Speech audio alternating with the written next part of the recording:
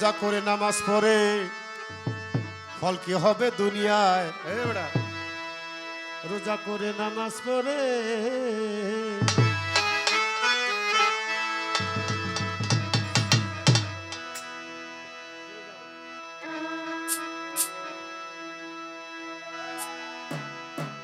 রোজা করে নামাজ পড়ে ফল কি হবে দুনিয়ায়? রোজা করে নামাজ পড়ে যদি কুচিন্তা কু ভাবনা সদাই কুচিন্তা কু ভাবনা সদাই নামাজেতে হয় উদয়। রোজা করে নামাজ পড়ে ফল কি পাবে দুনিয়ায়? রোজা করে নামাজ পড়ে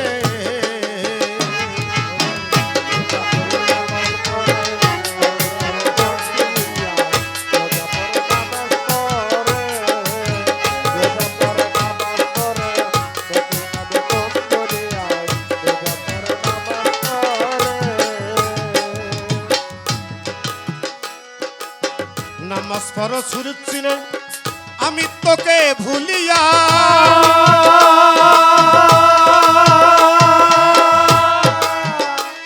ওরে বরজক নিয়ে করো সেজদাই থানা ফিলে পৌঁছাইয়া রে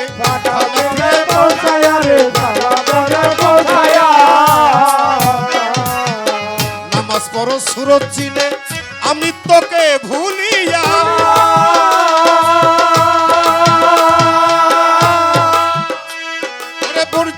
নিয়ে করো সাজদাই থানা ফিলে পৌঁছাইয়া রে থানা ফিলে পৌঁছাইয়া রে থানা ফিলে পৌঁছাইয়া পাকা মাটি খেজুর পাতা এর মধ্যে বসিলে মাথা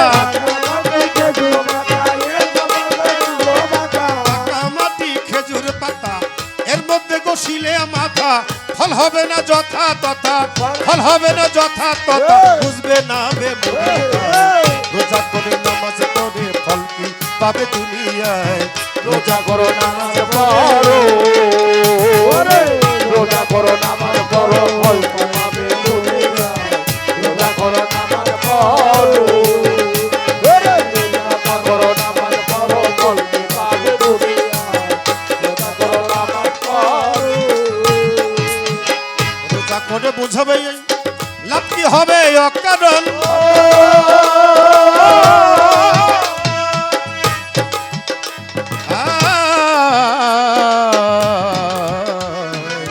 রোজা করে বোঝাবে লাভ কি হবে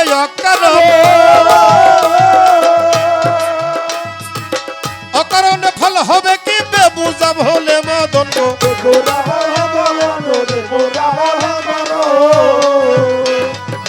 রোজা করে বোঝাবে লাভ কি হবে অকারণ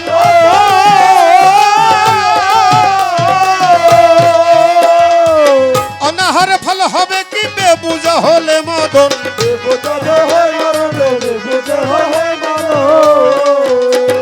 রাত্রে বেলায় ওরে দিনের বেলায় ঝরে আখি রাত্রে করো ফাঁকি ঝুঁকি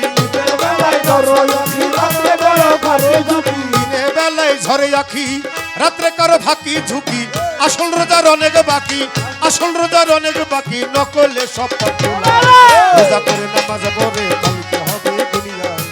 রোজা করে নামাজ পড়ো ওরে রোজা করো নামাজ পড়ো রোজা করো নামাজ পড়ো ওরে রোজা করো নামাজ পড়ো রোজা করো নামাজ পড়ো নামের আগে হাজি লিখতে মক্কা গেল মিয়া ভাই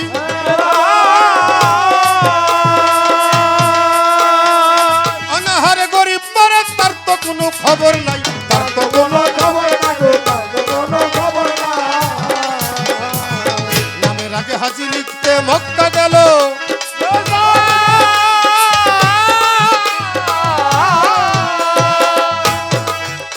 ওরে অনাহারে গরিব মরে তার তো কোনো খবর নাই তার তো কোনো খবর নাই তার কোনো খবর নাই ওরে মানুষ কাবার না ভজিয়া কি লাভ হবে মক্কা যাইয়া মানুষ কাবা না ভজিয়া কি লাভ হবে মক্কা যাইয়া মিছামিছি ধাক্কা খাইয়া কানা ওলাই পথ ভুলায় রোজা করে নামাজ পড়ে ফল কি হবে দুনিয়ায় এই রোজা করো নামাজ পড়ো রোজা করো নামাজ পড়ো পাই কি হয় না রোজা করো নামাজ পড়ো রোজা করো নামাজ ঠিক আছে ওই যে আমাকে সোনু পাগলা আসলে সোনু পাগলা ওই আগে কর চাইরা না সাল্লা এটা 100 মাস চল হয়ে গেছে তো দোকানে নিয়ে গেছে কয় আমারই দাও তো বিড়ি দাও দোকানদার কয় শোনো ভাই এই পয়সা চলে না শুনে করছে কি মাটির মধ্যে ধাক্কা দিয়ে গড়াই কই যে চলে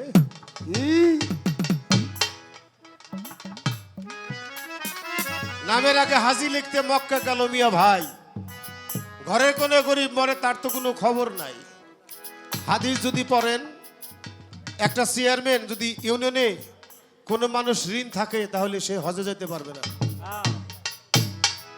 আপনি বাড়ির মাতবর আপনার কোনো আত্মীয় স্বজন আপনার ঘরের লোকজন ঋণ থাকলে আপনি যাইতে পারবেন না এটা খালি আপনার জন্য একেবারে অধতন থেকে ঊর্ধ্বতন পর্যন্ত এই কথা কইলে আমার বিপদ ঋণ নাই কোন জায়গায় হিরো বাবা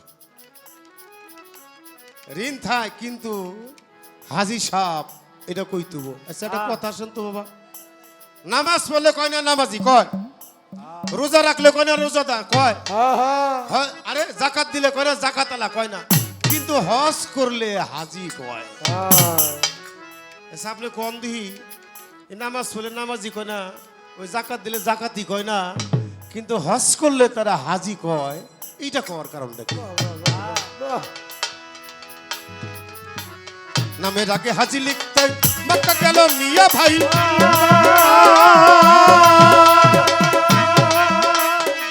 অনাহারে গরিব মানে তার তো কোনো খবর নাই তার তো কোনো খবর নাই তার তো কোনো খবর নাই ওরে মানুষ কাবা না ভজিয়া কিলা ভাবে মক্কা যাইয়া মানুষ কাবানো দরিয়া কিলা ভাবে মক্করিয়া ওরে মানুষ কাবা না ভজিয়া কিলা ভাবে মক্কা যাইয়া মিছামিছি ধাক্কা গাইয়া কানা ওলাই পথলায় রোজা করে নামাজ পড়ে ফল কি হবে দুনিয়ায় রোজা করো নামাজ পড়ো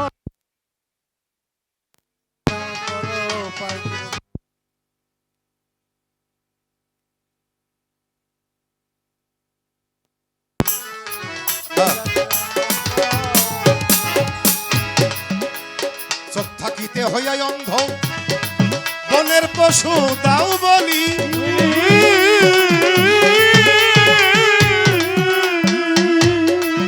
ও তার দেহের মাঝে ছয়ট পশু একদিনও না খুঁজিলি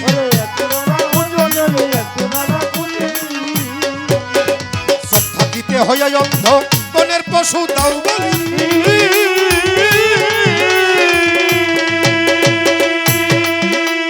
দেহের মধ্যে ছয়ট পশু একদিনও না খুঁজিলি আরে গানের অশ্রের মুহ বলি আবুল রে তুই ভুলে রইলি গানের অশ্রের মুহ বলি আবুল রে তুই না করিলি আবুল রে তুই ভুলে রইলি এই যে আবুল সেজে ভুলে রইলি মানি কনসা ধরিয়া রোজা করে নামাজ পড়ে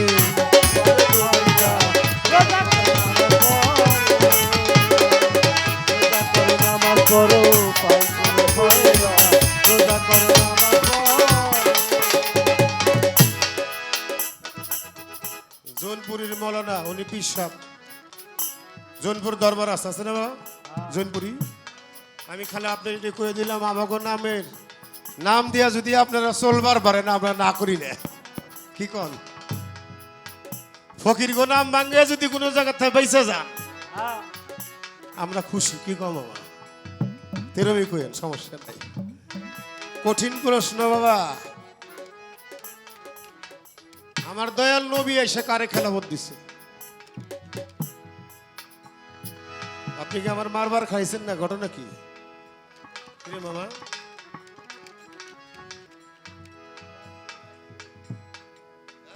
রাখছে রাখছে আবার রাখছে ওই তো বায়ু বুঝে আলাইছে আবাজার গিয়ে গেছে ফুসফাস আমি করি না উনি করে নাকি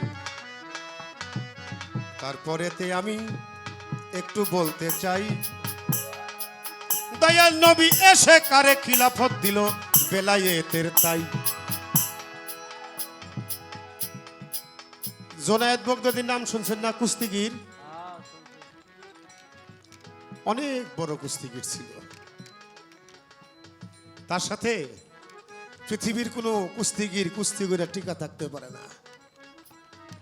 তো রাজা একদিন ঘোষণা করলো, আমার জোনায়েতরে যে হারাইতে পারবো তারে হাজার হাজার স্বর্ণ মুদ্রা দেওয়া হবে। তা আমার নবীর বংশের একজন লোক খুব গরিব, লবণ আনতে তো পান্তা ফোড়ায়। আমার নবী জিও কিন্তু ইহুদির বাগানে কাজ করছে না বাবা? আমার মওলা মা ফাতেমার ঘরে, দয়াল নবীর ঘরে খাবার নাই। তো মনে করলো মার কাছে যায়, মেয়ের কাছে যায়। দূর থেকে দেখে আমার মা ফাতেমার ঘরের টুকি আছে না, ওখান থেকে ধোয়া বেরোতেছে। আমার দয়াল নবী ভাবলেন মা হয়তো রান্না করতেছে। যখন মা মা করে ডাকতেছে, আমার মাই তো ঘরের থেকে উত্তর দেয় না, কিন্তু বাইরে না। তখন আমার মা বললেন, বাবা আপনি ডাকতেছেন আমি শুনি। তোমার নবী বলে, মা তুমি বের হও না কেন? কয়, বাবা আমি বের হইতে পারি না, কারণ মার একটা সিরা খাতা আছিল না, হ্যাঁ ওই খাতাটা গাইতে বলেছে কাপড়ের অভাব। তো নবীজি ঘরে ঢুকছে, কয় মা আমি মনে করছি তুমি রান্না করতেছো, কই দেখি তো না। কয় আব্বা হুজুর আজ 3 দিন ধরে আমাদের ঘরে কোনো খাবার নাই। ইমাম হাসান হোসেনের খোদার যে চিৎকার জ্বালা, সেটা আমার ঘরের টুকি দিয়ে দোয়া হয়ে বেরোতেছে। মওলা বাগানে চাকরি করতে গেছে, 10 বালতি পানি তুললে একটা খুরমা দিল। একটা খুরমা তুলছে, 10 বালতির বিনিময়ে আর একটা তুলছে, আর একটা তুলছে। যখন 2টা হয়েছে, ভাবছে 2 ইমামের জন্য তুললাম, যদি আর একটা হয় তাহলে আমার কলিজার টুকরার জন্য, আমি আমার মা ফাতেমার জন্য আমি দিতে পারবো। এমন সময় আজরাইল এসে, আরে জিব্রাইল, একটা গরিবের ভিক্ষুকের রূপ ধরে সালাম দেয়, আসসালামু আলাইকুম। আমি আজ 3 দিন ধরে কিছু খাই না, আমারে খাবার দেন। ওই যে 3টা খোরমা জোগাড় করছিল, কষ্ট করে দিয়ে দিল। ফকির কারে কয় বাবা? আমার নবী পরিবারে এরকম একজন গরিব, সন্তানদেরকে ভরণ পোষণ করতে পারে না, আত্মহত্যা করলে এটা মহাপাপ হবে। আবার নবীর বংশের লোক, কিন্তু বাচ্চা কাচ্চাদের নিয়ে অভাবের তাড়নায় সে সইতে পারে না। তো ঘোষণা শুনছে এরকম একটা কুস্তি হবে জুনায়েতের সাথে। এবার বলতেছে, জুনায়েতের সাথে কুস্তি করে মরে গেলেও তো আমি লাভ, আমি আত্মহত্যা করলাম না। এবার যখন নাকি ওইখানে নাম লেখাইছে, নাম লেখাইবার যায় দেখে এই খড়ির মতো একজন ব্যক্তি, সে নাম লেখে জুনায়েতের সাথে কুস্তি করবে। মানুষ হাসাহাসি করতেছে। এবার যখন নাকি দেখবেন বাবারা, যে কোনো খেলা হইলে মাঠের মাঝখানে এক প্লেয়ার আর এক প্লেয়ারে বুকের মধ্যে মহব্বত করায়। যখন একটা বুক আর একটা বুকের মধ্যে মিশে মুখটা তার কানের মধ্যে চলে যায়, আমার নবী পরিবারের লোকটা বলতেছে, জোনায়েত আমি জানি দয়া তোমার হাতের একটা টিপ কোলানোর মতো আমার ক্ষমতা নাই, তারপরও জানো আমি কেন তোমার সাথে কুস্তি খেলতে আসছি? আমি হইলাম নবী পরিবারের লোক, আমার ঘরে খুব অভাব। আমি যদি আত্মহত্যা করি তাহলে আল্লাহর কাছে আমি দোষী হয়ে যাব। তাই তোমার সাথে কুস্তি করে যদি আমি মরে যাই তাহলে আমার কোনো আপত্তি থাকবে না। আর যদি আমি যে নবী পরিবারের লোক, নবী বংশের লোক, আমার দয়াল নবীকে মহব্বত করে মৌলা আলীকে মহব্বত করে, মা ফাতেমাকে, ইমাম হাসান হুসাইনকে মহব্বত করে যদি তুমি আমার কাছে হাইরা যাও, তাহলে এই স্বর্ণ মুদ্রা নিয়ে আমি আমার বউ পোলাবেনটা খাইতে পারবো, আর হাসরের মাঠে যাই আমার নবীর কাছে বলবো, পিয়ারা হাবিব, এই জুনায়েদ এত বড় কুস্তিগির শুধু আপনাকে সম্মান করতে যে হাইরা গেছে। বাঁশি দিছে। জুনায়েদ বলল, তাহলে ভাই তুমি একটা কাজ করবে, যখন বাঁশি দিবে তুমি আমাকে ধরলেই আমি মাটির মধ্যে পড়ে যাব। এরকম ধরতে ধরতে যখন 3 বার ধরছে, 3 বারই মাটির মধ্যে পড়ে গেছে। যত মানুষ ছিল সবাই পায়ের জুতা ওই জুনায়েদের গায়ের মধ্যে মারতেছে। আর রাজা অর্ডার দিয়ে দিল, আমি জুনায়েদকে আমার দেশে আর দেখতে চাই না, তুমি আমার দেশ ছেড়ে চলে যাও, তুমি আমার কলঙ্ক দিয়েছো। জুনায়েদকে মানুষ জুতা পিটা করতে করতে মাঠ থেকে যখন বাহির করে দিল, মাঠ থেকে বাহির হইয়া লজ্জায় কারো মুখ দেখাইতে পারে না।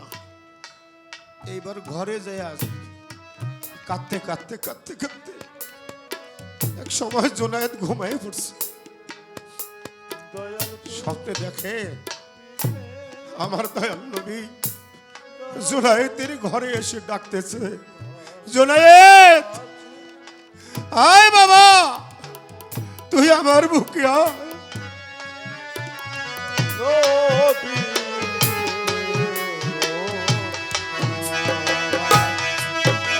তুই বিনে দে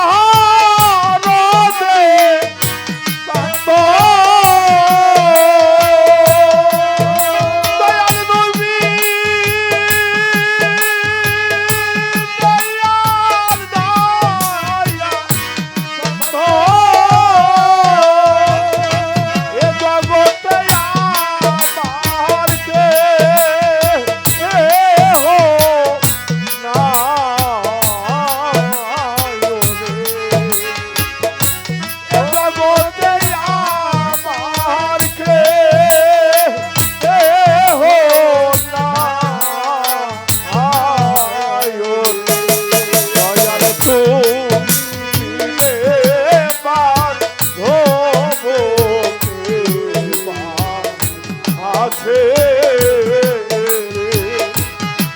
দয়াল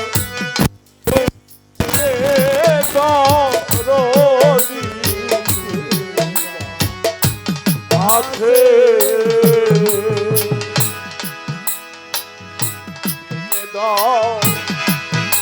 রথের বান্ধ ও দেবায়া আছে দয়াল রে, আরে দয়াল তুই বিনে মাধব কে আছে, আরে দয়াল তুই বিনে মাধব কে আছে।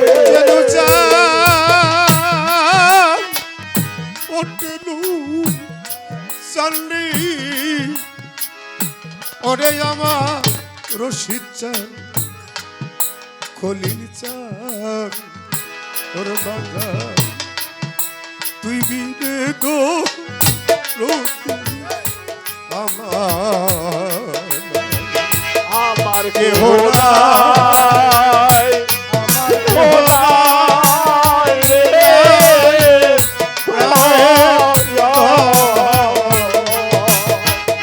আরে দয়াল তুই বিনে দরদের না।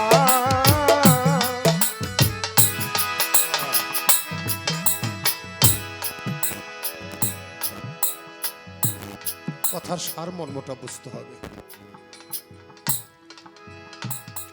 শুধু নবীকে ইজ্জত করতে যাইয়া আমার নবীর সম্মান যেন ছোট না হয়। জুনায়েদ বাগদাদি হাজার হাজার মানুষের জুতার বাড়ি খেয়েছে, তাই দিছে। বাবা, এরকম যারা গুরুর নিষ্ঠা প্রেমিক তাদেরও দুনিয়ার মধ্যে ঝামেলা হবে, তাদেরকে তারাই দিতে চাবে, তাদের ফাঁসি চাবে, তাদেরকে আটকায় দিতে চাবে যারা এই স্তরে চলে যায়। তো বাবা, আল কোরআন সূরা শুরার 23 নম্বর আয়াত, হে রাসূল বলে দিন, কে কয় আমার আল্লাহ কয়, রাসূল কয়, বলে দেন। আমার রাসূল বলে, হে মানব মণ্ডলী, আমি আমার রিসালাতের বিনিময়ে তোমাদের কাছে কিচ্ছু চাই না, শুধু আমার আহলে বায়াত কোবরা প্রাণাদি ভালোবাসা ব্যতীত। আমার আহলে বায়াত মাওলা আলী, মা ফাতেমা, মা হাসান হোসেন, এদের ভালোবাসা আমি তোমাদের কাছে চাই। আল্লাহ কয়, হে আমার দোস্ত, তুমি বিশ্ববাসীর কাছে যা চাইলে আমি আল্লাহ নিজে সাক্ষী হয়ে রইলাম। সে যত বড় ইবাদত করুক, যদি আহলে বায়াতের মহব্বত না থাকে, আমি আল্লাহ তাদেরকে সাবাত করব না। আর কোন প্রকার ইবাদত করে নাই, আহলে বায়াতকে মহব্বত করছে, ইজ্জত করছে, আমি আল্লাহ নিজে তাদেরকে জান্নাতে প্রবেশ করাবো। তাহলে আমরা যেন অন্তত নবীর নাম যখন শুনি, অনেক গানের মধ্যে যায় না বাবা, রাস্তাতে হাঁটি, একটা কদম আমার নবীর জন্য মহব্বত করে দাঁড়ায়েন তো যদি পারেন। মৌলার শানে অনেক গান হয়, মৌলা আলীর নাম শোনা মাত্র একটু দাঁড়ায়েন, আর যায়েন না, একটু করলে দেখবেন ফলাফল পাইতেছেন। মারফত দেখাইছে মরার পরে। বড় পীরের এক ভক্ত বড় পীরের কাছে মারফত দেখতে চাইছিলেন। বড় পীর বলছিলেন, আমি যদি পৃথিবী থেকে চলে যাব, সেদিন তুমি মারফত দেখবে যে আমার জানাজা পড়াবে। ঠিক বড় পীর আব্দুল কাদের জিলানী খুলে নফসুল সাইকাতুল মউত, নফসের মরণ আছে, ওলিদের মরণ নাই। কি হলো?